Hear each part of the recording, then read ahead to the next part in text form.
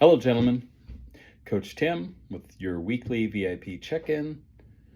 Hope you guys have had a good couple weeks. I know Mario covered for me last week. I was vacationing in kind of central eastern Oregon and didn't have anything other than texting, so no internet. It's kind of a nice break actually for a week. I don't know if you've ever done that, but getting away from the phones where you can't check anything. We had satellite reception, which was only text. So anyway, that was a nice break.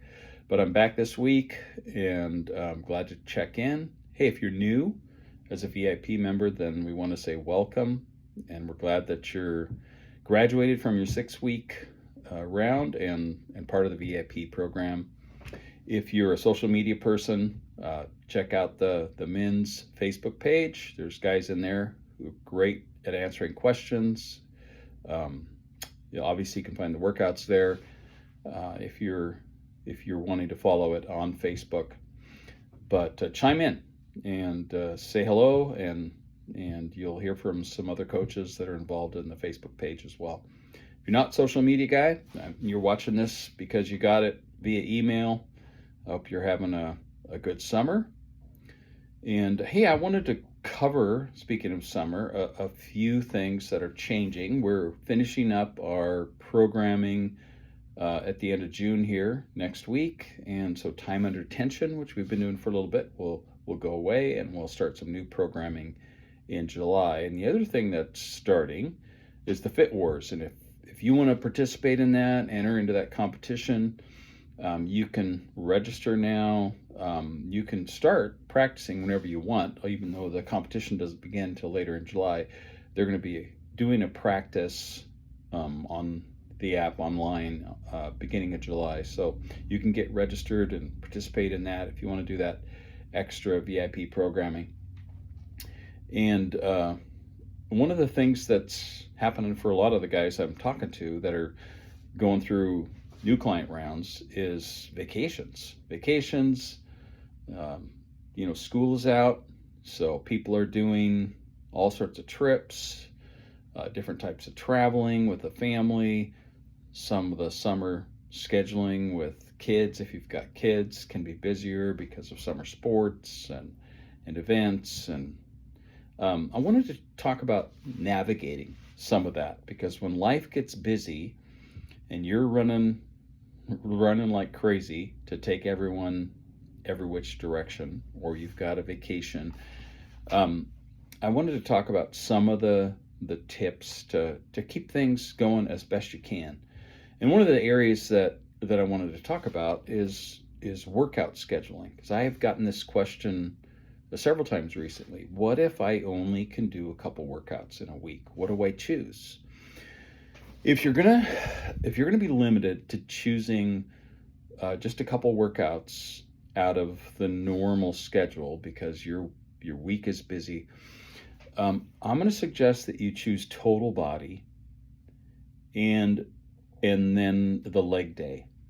Or if you want to kick it up a notch, do a little bit of upper body along with your leg day. And that way you're basically getting 2 total body workouts in, instead of spreading things out over 5 days. I would suggest that you just try and get your steps in as best you can.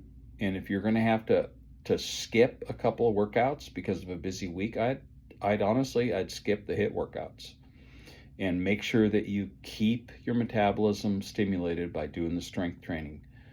Focus on that and get your steps in, your low-level activity. I had a question from a guy just the other day about, well, what about a bike ride? Well, that's awesome. Unless you're killing it because you're doing some sort of a sprint exercise, a bike ride is equivalent to taking steps. Get out there, put in a nice long bike ride, and that's that low-level cardio, which is really going to benefit fat loss.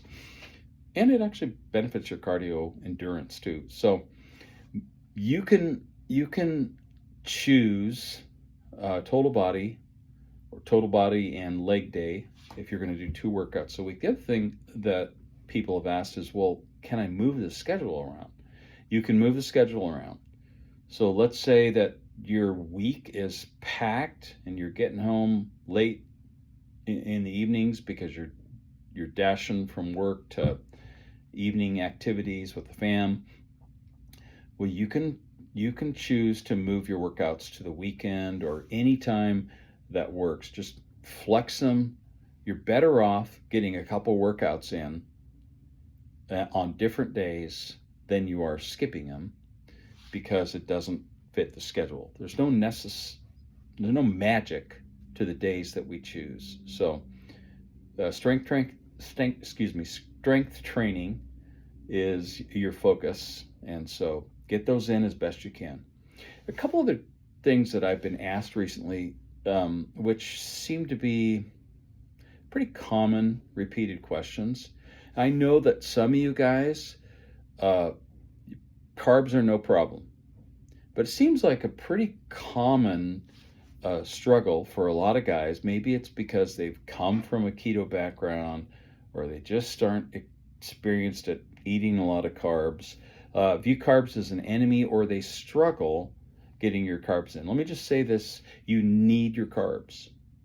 This strength training program that we're on is not going to work unless you're getting your carbs in. I know we have a couple low carb days, so that is just to help your body stay metabolically flexible. But more of that is not better. In fact, it's a problem. Don't do more than 2 low carb days a week. And if frankly your schedule doesn't permit, you're better off doing a regular carb day. If the rest of the family is not on the plan and you find it hard to do low carb, just stick with regular carb. But you need your carbs. The point is your muscles use your carbs to fuel your strength training workouts. And so if you're not getting your carbs in, your muscles are not going to be performing in the way that they should be performing, and you're not going to get the results that you need to get out of your strength training workouts. So fuel your muscles with the carbs. The protein is going to replenish your muscle tissue and help you build new muscle tissue, but you've got to have the carbs to effectively do the workouts. And you might feel like, oh, I can work out, but you're not going to get the performance that your muscles need to get. So you need to get the carbs in. All that being said, how do you get carbs in? Keep rice on hand. Make a batch of rice, stick it in the fridge. It's a high carb, easy carb to eat. Now, it's bulkier, so it is going to be filling. And if your problem is, man, how do I consume enough carbs without feeling so full? You've got to eat fruit. If you're trying to get your carbs in with salad, you're not going to be able to do it. It's too bulky. Vegetables are great, and they provide a lot of micronutrients, but you can't eat the amount of carbs that you need to eat by just having salads. It's too much volume. So get some fruit. If you like dates, they're super high in carbs and not very big. Honey, add some honey to your fruit. Bananas and dried fruit are really easy. So keep some dried fruit in your car. Not the kind with sugar on it, just plain dried fruit, dried mangoes. Costco sells dried mangoes, Kirkland brand, that don't have any sugar. They're super high in carbs. Keep them in your car and snack on them when you're driving to or from work. Add your carbs in that way. If you want a variety as far as taste goes, one of the things in fact, we had this last night, that one of the things that we do that we really like is take some sweet potatoes, take the raw sweet potato, peel it with a potato peeler, get the peel off of it, microwave them, which is probably the fat. You could bake them if you want, but microwave them till they're tender with a fork, and then slice them in about 1/4 inch thick slices. And then we spray the top with a little bit of olive oil, and you can either bake them on a cookie sheet on some parchment paper in the oven, 425, until they just begin to get crispy edges. Or you can take a saute pan, put a little olive oil, or butter substitute in the pan and just lightly fry them on each side. Man, they're tasty. They get a little bit of chewy, crispy on the edges, and it's a nice change. They're really high in protein and for a vegetable and carbohydrates. So that's another tasty way to get some carbs in. And then one last thing before I finish is a common question about protein. How do you meal prep ahead of time to get protein in during the week?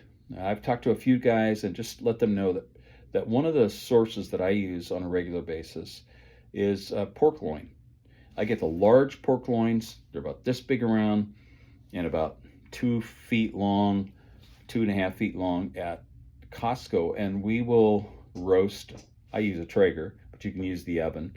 Roast a couple of those at once. They freeze really well because they're pretty high in fat content, but not overly high. So they work about as well as chicken breast, honestly, as far as the fat percentage and the protein content. But they don't dry out like chicken breast does. They still stay fairly moist. You want to cook them till they're about 145 degree internal temperature, and then slice them up. I like to heat them up in the air fryer. They're great. So that's a great source of protein for lunch. You chop it up and mix it with some of your favorite sauce and heat it up that way. But I would just suggest trying pork loin if you haven't. That's about it for this week. Just some tips. I hope you guys are having a great summer, enjoying the outdoor activities and the weather. And we'll be coming at you again next week with another check-in.